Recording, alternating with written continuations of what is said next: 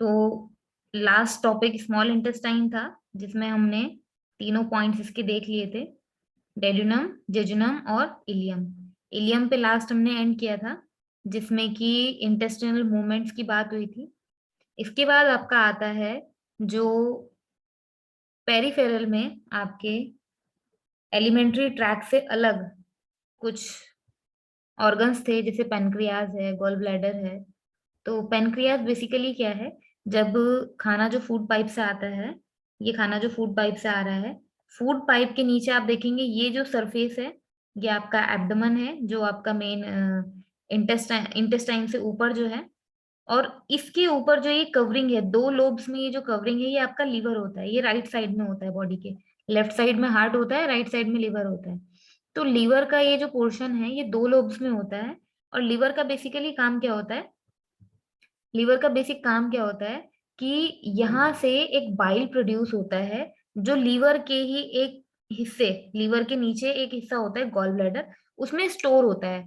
और gall bladder से फिर वो स्मॉल इंटेस्टाइन में मिक्स होने लगता है। तो पेनक्रियास जो है बेसिकली स्टमक के पोस्टीरियर पार्ट में, यानी कि स्टमक के ऊपर वाले राइट साइड वाले पार्ट में रहता है। और ड्यूडिनम से, ड्यूडिनम को ये स्प्लीन स्प्लीन नाम का जो एक मटेरियल है वो प्रोवाइड कराता है। एब्डोमेन जो है आपका, उसकी पोस्टीरियर वॉल या एब्डोमिनल कैविटी के ऊपर ये पूरा कवर्ड रहता है। और अगर ये देखें कि जो आपका लिवर है वो बना हुआ किससे होता है, तो ये कनेक्टिव टिश्यू कैप्सूल से मिलकर बना होता है। अगर हम इसके फंक्शंस की बात करें, तो इसमें सबसे पहले चीज जो बॉडी का बहुत इंपॉर्टेंट पार्ट है, इंसुलिन, जिसके वजह से डायबिटिक होना या ना होना निर्भर करता है, इस इंसुलिन का स्राव जो है वो पेनक्रियास से ही होता है। साथ ही साथ ब्लड स्ट्रीम में ग्लूकागन नाम का मटेरियल सिक्रेट किया जाता है with the help of this liver. मतलब लीवर का जो दो मेन फंक्शंस हैं उसमें, सॉरी, पेनक्रियास के जो दो मेन फंक्शंस हैं उसमें आपका एक इंसुलिन का स्राव और दूसरा ग्लूकागन का स्राव, ये दोनों ही स्राव आपके पेनक्रियास से होते हैं। अब पेनक्रियास में ही आपके एक्सोक्राइन सेल्स भी हैं, जिनसे पेनक्रियाटिक जूस बाइल डक्ट के साथ आपके स्मॉल इंटेस्टाइन में रिलीज होने लगते हैं। तो पेनक्रियास के मेन मेन काम क्या हुए आपके? एक हुआ इंसुलिन और ग्लूकागन, इन दोनों का सिक्रेशन कंट्रोल करना। इंसुलिन जिसकी वजह से डायबिटीज कंट्रोल रहता है, और ब्लड स्ट्रीम में ग्लूकागन का जो बढ़ना है या ग्लूकागन का जो कंट्रोल है, वो डिपेंड करता है आपका कि ब्लड स्ट्रीम में ग्लूकोज की मात्रा कितनी होगी, या ब्लड स्ट्रीम में जो अमाउंट कोलेस्ट्रॉल का है वो कितना होगा। इस तरह के जो कंपोनेंट्स हैं वो ग्लूकोजन से ही मिलकर बने होते हैं। एक्सोक्राइन सेल्स में कुछ सेल्स हैं आपकी जो पेनक्रियाटिक जूस को रिलीज करती हैं, वो भी आपके पेनक्रियाज से ही निकलती हैं। और अगर आप इसकी साथ ये देखें कि पेनक्रियाज में कौन कौन से एंजाइम हैं, ये एक बहुत इंपॉर्टेंट क्वेश्चन में से बनता है कि पेनक्रियाज में कौन कौन से एंजाइम होते हैं। तो ये ध्यान रखें, एक इसमें अल्फा एमाइलेज नाम का और एक पेनक्रियाटिक लाइपेज नाम का, ये दो एंजाइम इसमें पाए जाते हैं जो बहुत इंपॉर्टेंट रोल प्ले करते हैं। जैसे कि पेनक्रियाटिक अल्फा एमाइलेज जो है, ये कार्बोहाइड्रेज नाम का एक एंजाइम होता है और स्टार्च को ब्रेक डाउन करता है। जितना भी स्टार्ची मटेरियल हम लोग फूड में इंटेक करते हैं उसको तोड़ने का काम करता है। और ये लगभग लगभग दिखने में जैसा हमारा सलाइवा होता है, जीभ में जो लार आती है, लगभग उसी के जैसा इसका फंक्शन होता है।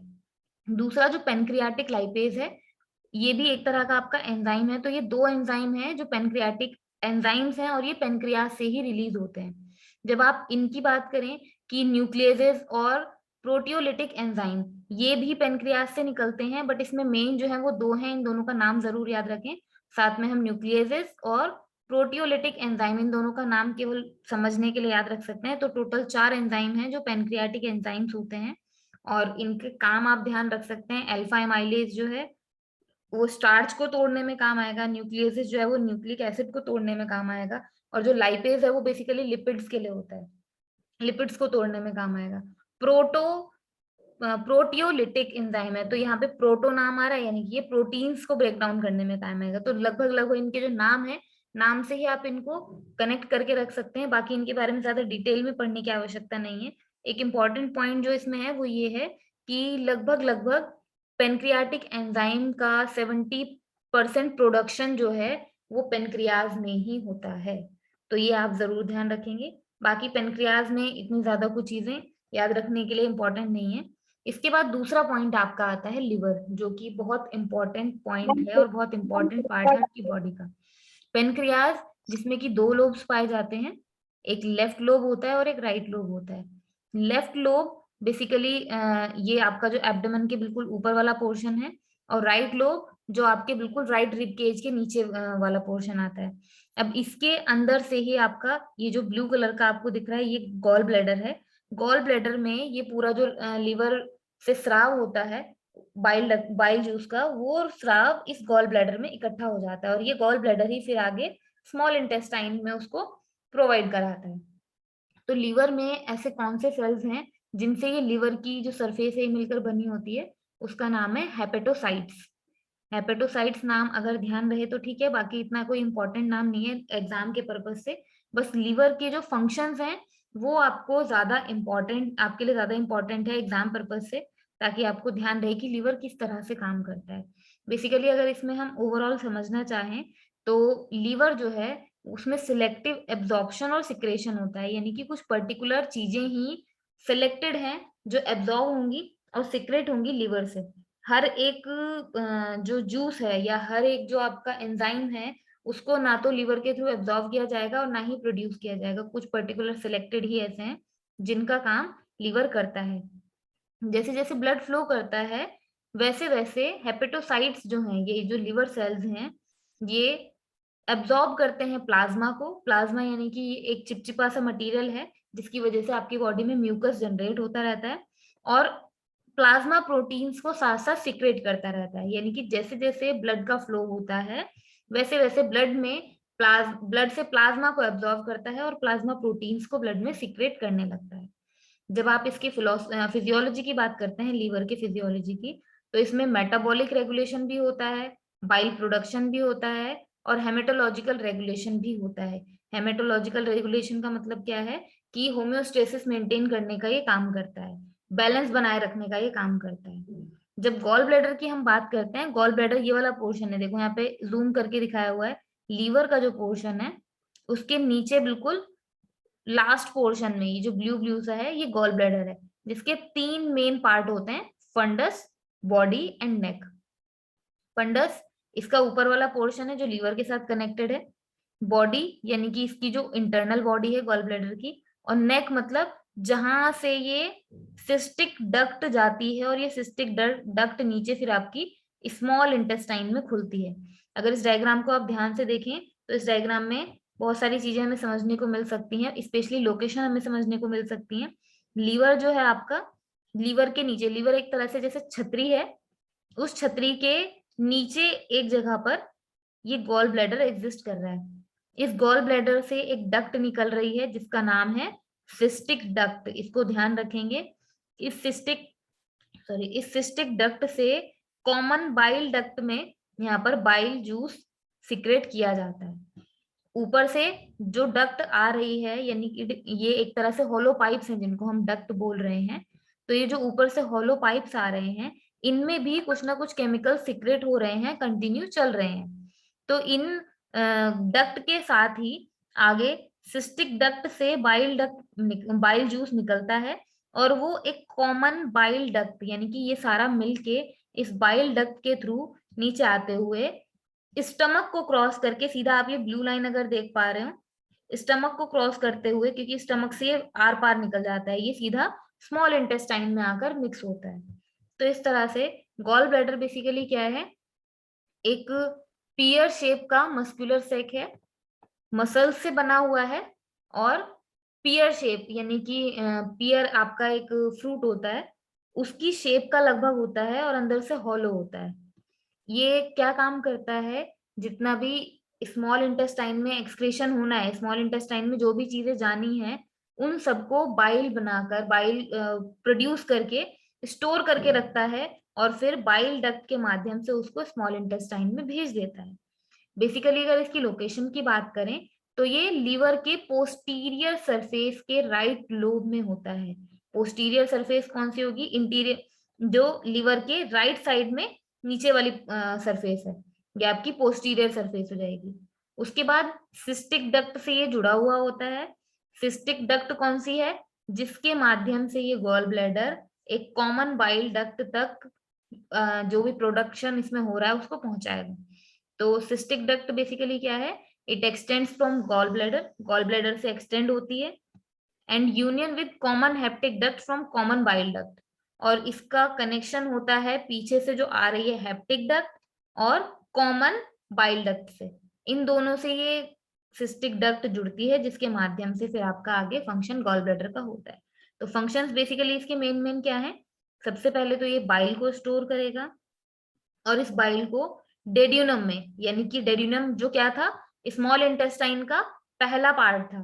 कल हमने देखा था कि स्मॉल इंटेस्टाइन के 3 पार्ट थे, उसकी जो सबसे पहली ओपनिंग है स्मॉल इंटेस्टाइन की, उसका नाम है ड्यूडेनम। तो जितना बाइल इसने स्टोर किया है गॉल ब्लैडर ने, उसको रिलीज करेगा ये ड्यूडेनम में, लेकिन केवल और केवल तब जब CCK नाम का एक हार्मोन स्टिमुलेट होगा बॉडी में। अगर ये CCK हार्मोन स्टिमुलेट नहीं होता है बॉडी में, यानी कि हार्मोनल इम्बैलेंस होता है, तो गॉल ब्लैडर से ये बाइल जूस नहीं निकलता है। और अगर गॉल ब्लैडर से ये बाइल जूस नहीं निकलेगा और स्मॉल इंटेस्टाइन में मिक्स नहीं होगा, तो इस हार्मोन के इम्बैलेंस के कारण भी फूड का इंडाइजेशन हो जाता है, मतलब फूड प्रॉपरली डाइजेस्ट नहीं होगा। ये CCK, जिसका पूरा नाम है कोलिसिस्टोकिनिन, कोलिसिस्टोकिनिन हार्मोन, ये बेसिकली क्या है? एक ऐसा हार्मोन है जो सिग्नल देता है, जो बताता है कि हाँ, अब आपको आगे काम करना है। अगर ये हार्मोन रिलीज नहीं होता है या ये हार्मोन बॉडी में नहीं है, तो बाइल जूस जो है यहाँ से गॉल ब्लैडर से रिलीज नहीं होगा। गॉल ब्लैडर में बाइल बढ़ जाता है। बाइल के बढ़ने की वजह से पित्त की समस्याएं जो है शरीर में बढ़ने लगती हैं। जैसे आपकी बॉडी में बाइल बढ़ेगा और वो यूटिलाइज नहीं होगा, तो उसके बढ़ने के कारण शरीर में पित्त प्रवृत्ति जो है वो बढ़ने लगती है। तो यहाँ पे ये जो CCK हार्मोन है, ये आपके नर्वस सिस्टम के थ्रू कंट्रोल रहता है। जो ऑटोनॉमिक नर्वस सिस्टम है बॉडी का, यानी कि जो हमारा तंत्रिका तंत्र है, और जो ऑटोमेटिकली कंट्रोल्ड है बॉडी में, जिसमें हमारा वॉलेंट्री कंट्रोल नहीं है, उस नर्वस सिस्टम से ये कनेक्टेड रहता है CCK हार्मोन। तो यहाँ पे इंपॉर्टेंट चीज याद रखने वाली गॉल ब्लैडर में ये है, पहली, कि गॉल ब्लैडर का मेन काम क्या है? ये बाइल को स्टोर करके रखता है और डेड्यूनम में रिलीज करता है। दूसरी चीज, डेड्यूनम में कब रिलीज करता है? एक हार्मोन की प्रेजेंस में। इस हार्मोन का नाम जरूर याद रखें, इंपॉर्टेंट नाम है। शॉर्ट नाम आप याद रखेंगे तो लॉन्ग नेम को आप इससे कनेक्ट कर सकते हैं। CM यानी कि कॉली, कैपिटल C यानी कि सिस्टो, K यानी कि किनिन। तो कॉलीसिस्टोकिनिन नाम का ये हार्मोन है जो आपके गॉल ब्लैडर में एक्टिवेट करता है बाइल जूस को। इसी के साथ अगर हम देखें, एक पूरा सिक्रेशन और एब्जॉर्प्शन का जो प्रोसेस है वो किस तरह से काम कर रहा है, तो सामने आपके एक डायग्राम है। इस डायग्राम को हम ध्यान से देख सकते हैं। इस डायग्राम में क्या हो रहा है? बेसिकली जैसे ही फूड स्टमक में आया, तो स्टमक में गैस्ट्रीन रिलीज होगा। गैस्ट्रीन बेसिकली क्या है? एक एसिड का नाम है, जिसकी एक हार्मोन का नाम है, जिसकी वजह से एसिड प्रोडक्शन बॉडी में होगा। एसिड प्रोडक्शन होने के साथ ही गैस्ट्रिक मोबिलिटी बॉडी को मिलेगी, और जितने भी एंजाइम्स हैं जो खाने को पचाने के लिए कैपेबल हैं, वो सारे रिलीज होना स्टार्ट होंगे। ये आपका एक एंजाइम, ये आपका एक हार्मोन है जो सिग्नल देगा कि हाँ, अब ये चीज होनी है। अब गैस्ट्रीन के रिलीज होते ही GIP यानी कि गैस्ट्रिक इनहिबिटरी पेप्टाइड, एक पेप्टाइड जो है वो रिलीज होता है डेड्यूनम से। डेड्यूनम से ही CCK हार्मोन आपका मिलता है, और डेड्यूनम से ही VIP यानी कि वेजो एक्टिव इंटेस्टिनल पेप्टाइड। ये तीनों चीजें जो आपका डेड्यूनम में खाना जा रहा है, यानी कि स्मॉल इंटेस्टाइन में जो खाना जा रहा है, उसके साथ ये तीनों मिक्स होने लगती हैं। जैसे कि अभी हमने देखा ना कि CCK का सिक्रेशन होगा, तो क्या होगा? जितने भी पेनक्रियाटिक एंजाइम्स हैं या फिर गॉल ब्लैडर में जितना बाइल इकट्ठा है, ये दोनों ही CCK हार्मोन से कनेक्टेड हैं, और इन्हीं के CCK की प्रेजेंट में ही ये दोनों काम करेंगे, चाहे पैनक्रियाटिक जूस हो या फिर गॉल ब्लैडर वाले आपके बाइल जूसेस हो। दोनों ही तब बॉडी में सिक्रेट होंगे, तब इस टाइम में मिलना स्टार्ट होंगे। टाइम क्या था? जो आपकी बॉडी में खाना ऊपर से एब्डोमेन से बनता हुआ आ रहा है और वो बिल्कुल एक लचीला पदार्थ बन चुका है, लसलसा पदार्थ बन चुका है जो डिड्यूनम में जाने वाला है। तो जैसे ही गैस्ट्रिन हार्मोन आता है, एसिड का प्रोडक्शन होता है, गैस्ट्रिक मोटिलिटी होती है बॉडी में। गैस्ट्रिन के इंफॉर्मेशन देने के साथ ही बॉडी में इंसुलिन पेनक्रियाज के अंदर बनता है, खाना मिक्स होता है, साथ ही साथ सीसीके के रिलीज होने के साथ ही पेनक्रियाटिक जूस बनते हैं, गॉल ब्लैडर से बाइल का इजेक्शन होता है, और लास्ट में आकर आपका जो वेजो एक्टिव इंटेस्टिनल पेप्टाइड है, ये पेप्टाइड क्या काम करता है, जो आपकी इंटेस्टाइन की कैपिलरीज है, यानी कि इंटेस्टाइन में जो पाइप्स हैं उनको डायलेट करने का काम करता है। अदरवाइज क्या होगा, ऊपर से जो खाना एसिडिक बनता हुआ आ रहा है वो इस इंटेस्टाइन को जला सकता है। ये बात कल भी हुई थी कि इंटेस्टाइन में डायलेशन जरूरी है, अदरवाइज जो खाना ऊपर से बहुत एसिड में एसिड जो उसमें मिक्स होता हुआ आ रहा है वो इस सरफेस को जला सकता है जो आपकी इंटेस्टाइन की सरफेस है। तो ये जितने भी हार्मोन्स हैं ये एक साथ रिलीज होते हैं। गैस्ट्रिन के रिलीज होने के साथ ही सीसी के रिलीज होता है, लेकिन गैस्ट्रिन रिलीज होता है आपका स्टमक से, सीसी के रिलीज होता है आपका डेड्यूनम में। इसी के सिग्नल के साथ चाहे इंसुलिन हो, चाहे पैनक्रियाटिक एंजाइम्स हो, या फिर बाइल जूस हो, तीनों ही आपके खाने में मिक्स होते हैं स्मॉल इंटेस्टाइन की ओपनिंग में ही। जो कि पीछे आपने एक डायग्राम देखा होगा, ये 3 अलग अलग डक्ट से, चाहे वो सिस्टिक डक्ट हो, चाहे वो हैप्टिक डक्ट हो, चाहे वो आपकी कॉमन हैप्टिक डक्ट्स हो, चाहे लेफ्ट आर्टरी वाली जो डक्ट्स हैं, लेफ्ट हैप्टिक डक्ट्स जो है, ये दोनों तीनों से जो भी ऊपर से जूसेस आ रहे हैं वो सारे आके मिक्स होंगे स्मॉल इंटेस्टाइन। तो ये चीज आप ध्यान रखेंगे कि जितना भी हमारा फंक्शन काम कर रहा है डेड्यूनम में ही ये सारे जो आपके जूसेस हैं वो मिक्स हो रहे हैं। जब ये सारे जूसेस मिक्स होंगे, इसी के कारण स्टिमुलेशन होगा, यानी कि इसी के कारण बॉडी में न्यूट्रिएंट्स जो हैं वो एब्जॉर्ब होने लगेंगे। यहाँ से डेड्यूनम से पूरा खाना आपका जेजुनम में पहुंचने लगता है, यानी कि स्मॉल इंटेस्टाइन की एंडिंग पे पहुंचने लगता है, और वहां तक पहुंचते पहुंचते जितने भी न्यूट्रिएंट्स हैं जो यहाँ पे डाइलेशन हुआ है खाने का, पहले एसिडिक बनाया गया है उसको, फिर उसमें मिक्सिंग हुई है एंजाइम्स की, बाइल जूस की, उसके बाद डाइलेशन हुआ है, तो इसके कारण ही न्यूट्रिएंट्स जो है वो एब्जॉर्ब हो पाते हैं।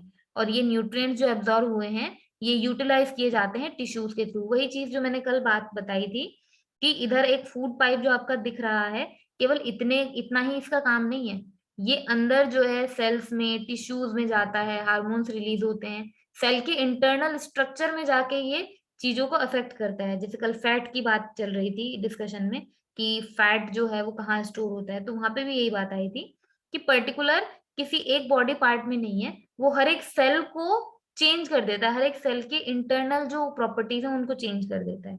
तो खाना इधर केवल बाहर से देखें तो पहले स्टमक में आया, डेड्यूनम में आया, वहां से जेजुनम में आया, और इलियम से फिर वो लार्ज इंटेस्टाइन की तरफ चला जाएगा, लेकिन उसके साथ ही साथ अंदर इतनी सारी चीजें हो रही हैं। इन चीजों को बस ध्यान रखने वाली चीज ये है कि डेड्यूनम में आने से पहले पेनक्रियाज से इंसुलिन, पेनक्रियाज से ही एंजाइम्स, और गॉल ब्लैडर से बाइल, ये 3 चीजें इसमें मिक्स हो जाती हैं। और तीनों के मिक्स होने के लिए सीसी के जो एक हार्मोन है उसका प्रेजेंट होना जरूरी है। अगर ये हार्मोन रिलीज नहीं होता है तो ये जो पेनक्रियाटिक एंजाइम्स हैं या गॉल ब्लैडर से जो बाइल है वो आपकी फूड में मिक्स नहीं हो पाता है, क्योंकि ये सिग्नल उसको मिला ही नहीं है कि अब आपको एक्टिवेट होना है। उसके बाद आपकी बारी आती है लार्ज इंटेस्टाइन की। इस डायग्राम को अगर हम ध्यान से देखें, यहाँ पे हमें एक एंड दिखाया गया है, distal end of ileum. Ileum क्या था, स्मॉल इंटेस्टाइन का एंड पार्ट था। तो यहाँ से जो इसके बीच में बहुत सारा आपको स्मॉल इंटेस्टाइन बना हुआ दिखाया गया था, उसके एंड पार्ट से खाना लार्ज इंटेस्टाइन की तरफ आएगा, ऊपर की तरफ चढ़ेगा, फिर सीधा जाएगा, फिर नीचे आएगा, और यहाँ से होते हुए एनएस रीजन से यानी कि गुदा मार्ग से बाहर की तरफ निकल जाएगा। तो यहाँ पे जो ये पूरा एक शेप है, जैसे हॉर्स शू होता है उसी शेप का ये लगभग लगभग आपका सामने लार्ज इंटेस्टाइन का डायग्राम है। तो लार्ज इंटेस्टाइन के डायग्राम को हम यही बोलते हैं कि इसकी जो शेप है वो लगभग हॉर्स शू के जैसी होती है। अब इसके अगर पार्ट्स की बात करें तो इसमें कौन कौन से पार्ट होते हैं, जहां पे स्मॉल इंटेस्टाइन खत्म हुई है वहीं पे पहला पार्ट होता है सीकम और अपेंडिक्स। अपेंडिक्स का नाम बहुत लोगों ने सुना होगा, ये कोई प्रॉब्लम नहीं है, प्रॉब्लम होता है अपेंडिक्स का फूल जाना, जिसका ऑपरेशन करा के इसको निकलवा दिया जाता है। इसके फंक्शंस बायोलॉजी में अभी तक वेल नोन नहीं है, बट अपेंडिक्स अगर ये बॉडी में एग्जिस्ट कर रहा है तो ऑब्वियस सी बात है इसमें भी कुछ ना कुछ रिलीज होता होगा, कुछ ना कुछ इससे फंक्शंस होते हैं। बट अपेंडिक्स बॉडी का एक पार्ट है, ये कोई प्रॉब्लम नहीं है। इसका स्वेल हो जाना, फूल जाना, ये प्रॉब्लम है जिसकी वजह से ऑपरेट करके इसको निकलवाना पड़ता है। तो सबसे पहले इंटेस्टाइन की ओपनिंग में सीकम, उसके बाद ऊपर की तरफ, क्योंकि हम चढ़ रहे हैं, ऊपर की तरफ हमारा खाना जा रहा है तो इसलिए असेंडिंग, असेंडिंग का मतलब होता है ऊपर की तरफ बढ़ना, असेंडिंग कोलोन इसका नाम है। उसके बाद ये लगभग लगभग आपके जो अगर आप सीधे खड़े हैं और ये आपका पेट का स्ट्रक्चर है, पूरा स्टमक का स्ट्रक्चर है, तो ये ग्राउंड के बिल्कुल पैरेलल है, लगभग जिस डायरेक्शन में ग्राउंड है उसी डायरेक्शन में यहाँ पे खाना मूव हो रहा है, तो इसलिए इसको ट्रांसवर्स कोलोन कहेंगे। जैसे अभी ट्रांसवर्स वर्ड हम पीछे बहुत सारी जगह पे यूज कर चुके हैं, तो जो सेम डायरेक्शन वाला हो तो उसको ट्रांसवर्स बोलते हैं। उसके बाद खाना यहाँ से नीचे उतरने लगेगा तो इसको डिसेंडिंग कोलोन बोल देते हैं। और डिसेंडिंग कोलोन के बाद सिग्मोइड कोलोन, सिग्मोइड कोलोन मतलब ये थोड़ा सा आर्क शेप में रहता है, आर्क शेप में रहने के बाद ये आपका फिर रेक्टम में आता है, और रेक्टम से फिर लास्ट में एनल यानी कि गुदा मार्ग से होते हुए शरीर से बाहर निकल जाता है। तो इस तरह से लार्ज इंटेस्टाइन को अगर आप देखें अंदर से कुछ इस तरह का ये दिखता है, हॉलो पाइप जैसा ये होता है, हॉर्स शू के शेप का होता है। अभी हमने पीछे इसका डायग्राम देखा, हॉर्स शू के जैसा था। लगभग लगभग अगर इसकी बात करें कहाँ से शुरू होकर कहाँ खत्म होता है, तो स्मॉल इंटेस्टाइन का जो लास्ट पार्ट है इलियम, वहां से स्टार्ट होकर गुदा मार्ग तक यानी एनस तक ये खत्म होता है। उसके बाद अगर इसकी पोजीशन की बात करें तो स्टमक और लीवर के अंदर की तरफ ये स्टोर्ड रहता, मतलब इसकी पोजीशन होती है, इसके ठीक ऊपर लीवर और स्टमक दोनों बने हुए रहते हैं। उसके बाद अगर बात करें तो फ्रेम जो है ये एक तरह से आप देखें जैसे फोटो का फ्रेम होता है, वैसे स्मॉल इंटेस्टाइन के चारों तरफ ये एक फ्रेम की तरह लगी हुई होती है लार्ज इंटेस्टाइन। इसको लार्ज बोवेल भी बोलते हैं। और इम्पोर्टेंट चीज जो याद रखने वाली है इसकी लेंथ और ब्रेड्थ। लेंथ इसकी लगभग लगभग 1.5 मीटर की होती है, और अगर विड्थ की बात करें तो ये काफी बड़ी होती है with respect to small intestine. Small intestine की विड्थ हमने कल देखी थी, लगभग 2.5 सेंटीमीटर थी। इसकी जो विड्थ है लगभग 6.5 से 7.5 सेंटीमीटर तक वेरी कर जाती है। तो लार्ज इंटेस्टाइन की कुछ इंपॉर्टेंट प्रॉपर्टीज हैं। और यहाँ पे अगर हम बात करें तो फंक्शंस क्या है लार्ज इंटेस्टाइन के, ये जरूर याद रखें, बहुत इंपॉर्टेंट है। पहला, पानी का रीएब्जॉर्प्शन लार्ज इंटेस्टाइन में ही होता है, यानी जो पानी हम पी रहे हैं उसको रीएब्जॉर्प्शन स्टार्ट होता है आपका लार्ज इंटेस्टाइन में। जो खाना है आपका वो मल में परिवर्तित होता है लार्ज इंटेस्टाइन में। फेसिस मतलब जो मल, जो वेस्टेज होता है बॉडी का। उसके बाद कुछ इंपॉर्टेंट विटामिन जो हैं वो प्रोड्यूस किए जाते हैं कुछ बैक्टीरियाज की मदद से। और लास्टली जो फेशल मटेरियल है उसको डेफिकेशन के लिए भेज दिया जाता है। डेफिकेशन यानी बाहर, बॉडी से बाहर निकालने के लिए भेज दिया जाता है।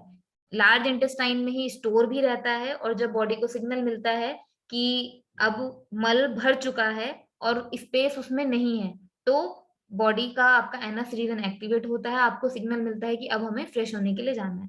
तो इस तरह से इसके 4 मेन इंपॉर्टेंट फंक्शंस हैं। Reabsorption of water, intestinal content को यानी कि जो इंटेस्टाइन से कंटेंट आ रहा है, जितना भी मटेरियल आ रहा है उसको मल में परिवर्तित करना, क्योंकि बचा कुचा जो था वो सब रीअब्सॉर्ब कर चुका है।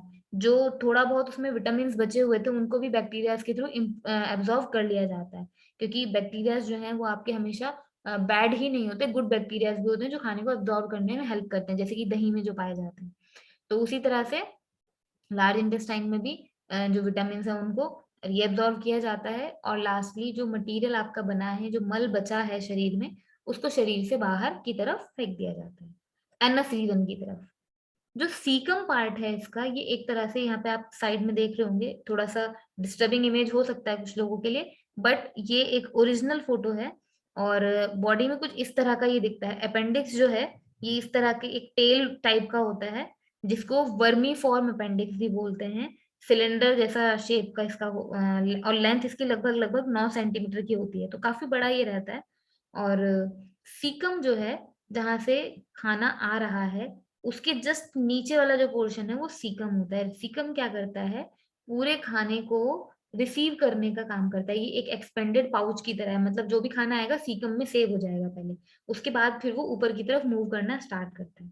और यहीं से आपका मटेरियल का कॉम्पैक्शन होना स्टार्ट होता है। कॉम्पैक्शन का मतलब क्या है कि देखिए, स्मॉल इंटेस्टाइन तक आपका खाना जो है वो लिक्विड ही होता जा रहा था।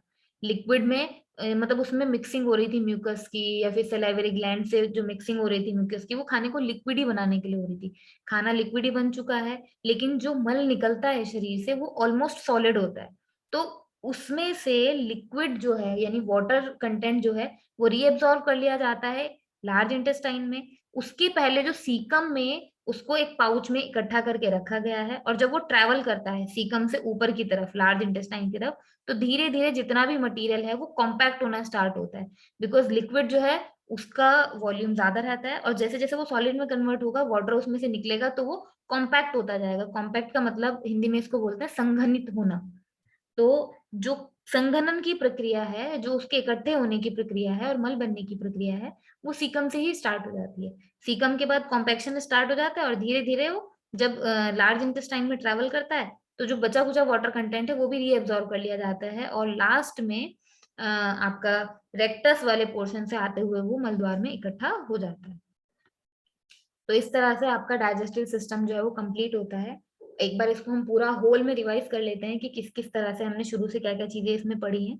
तो बेसिकली डाइजेस्टिव सिस्टम जो है वो ऑर्गन्स का एक ग्रुप है, जो एक साथ काम करते हैं किस चीज के लिए, फूड को कन्वर्ट करें एनर्जी में और बेसिक न्यूट्रिएंट्स में।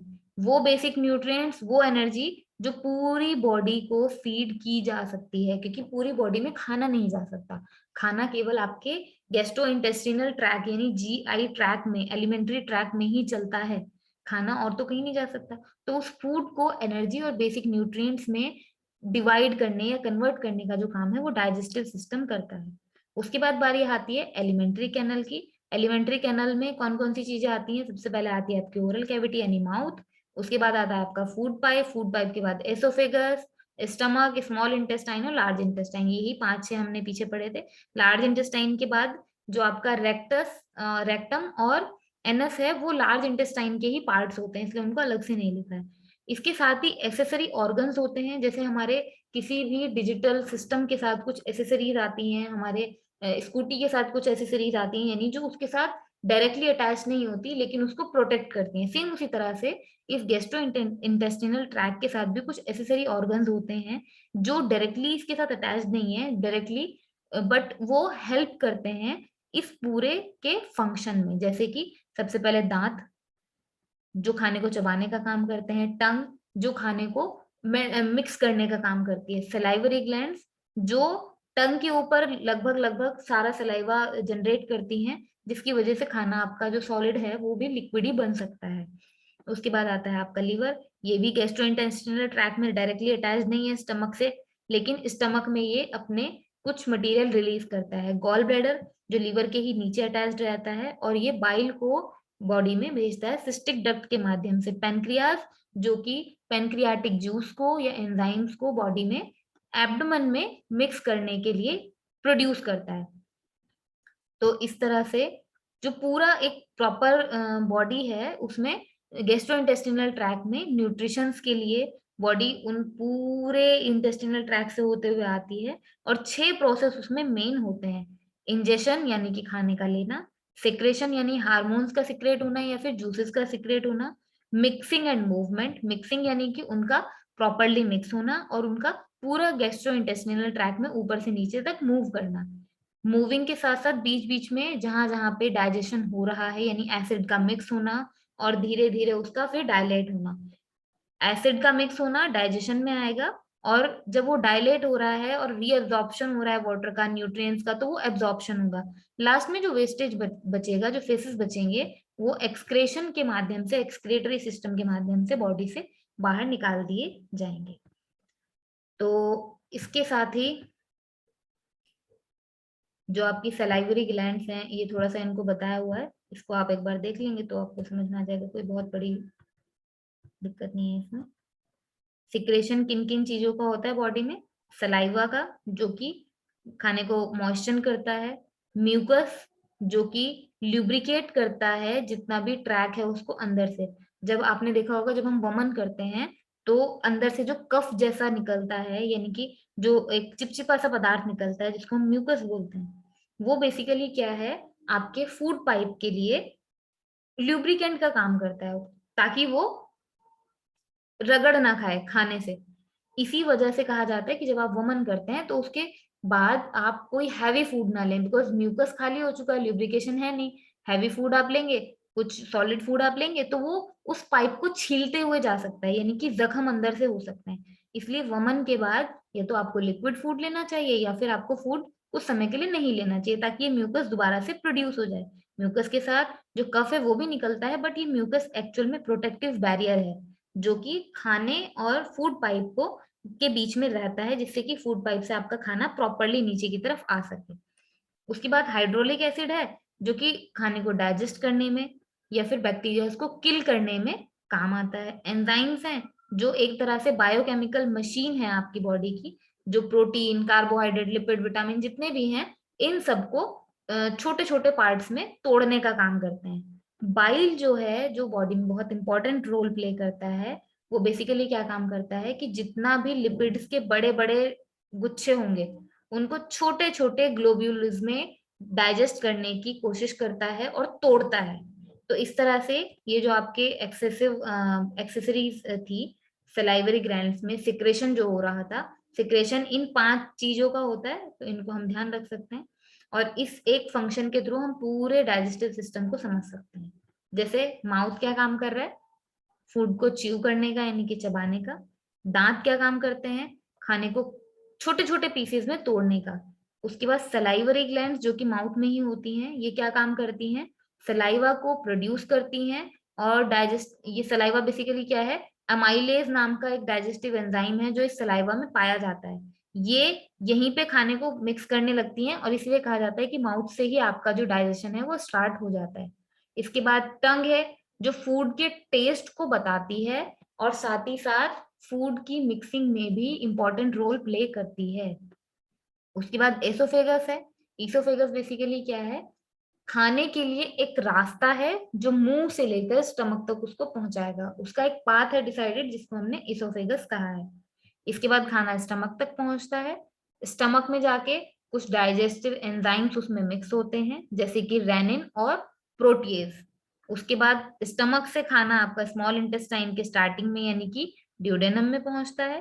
ड्यूडेनम क्या करता है, खाने को डाइजेस्ट करने के लिए जो पेनक्रियास से एंजाइम्स बने हैं, पेनक्रियास से कौन कौन से एंजाइम बनते हैं, अमाइलेज, प्रोटीएज, लाइपेज जो अभी हमने पीछे पढ़े हैं, और न्यूक्लिएज, इन चारों एंजाइम को यहाँ पर मिक्स करता है ड्यूडेनम में।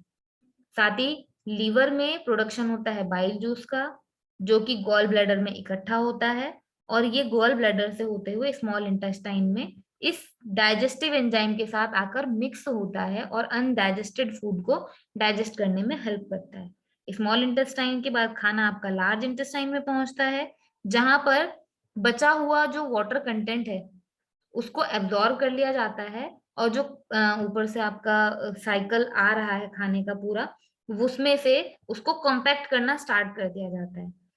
कॉम्पैक्ट होते होते वो बिल्कुल सॉलिडी फॉर्म में बचता है और रेक्टम तक पहुंचते पहुंचते वो केवल जो आपका वेस्टेज है उस फॉर्म में बॉडी तक पहुंच जाता है। और एनस जिसको हम गुदा मार्ग बोलते हैं हिंदी में, वो आपके इस वेस्ट मटेरियल को बॉडी से फ्लश आउट करने में हेल्प करता है। ये एक तरह से आपकी जो लास्ट में रेक्टम और एनस है, ये मस्कुलर पाइप्स हैं जो सेंस मिलने पर यानी कि सेंसेशन मिलने पर कि यहाँ पे फुल हो चुका है, ये ओपन हो जाते हैं। बट ये वॉलेंट्री कंट्रोल में होते हैं। रेक्टम जो है वो वॉलेंट्री कंट्रोल में नहीं है।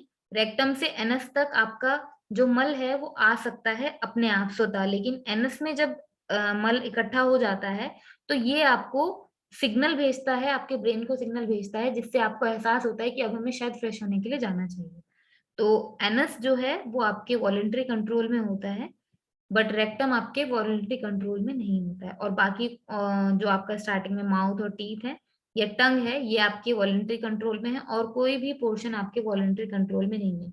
आप अपनी इच्छा से पैनक्रियाज को एक्टिवेट नहीं कर सकते, लिवर को एक्टिवेट नहीं कर सकते, गॉल ब्लैडर को एक्टिवेट नहीं कर सकते।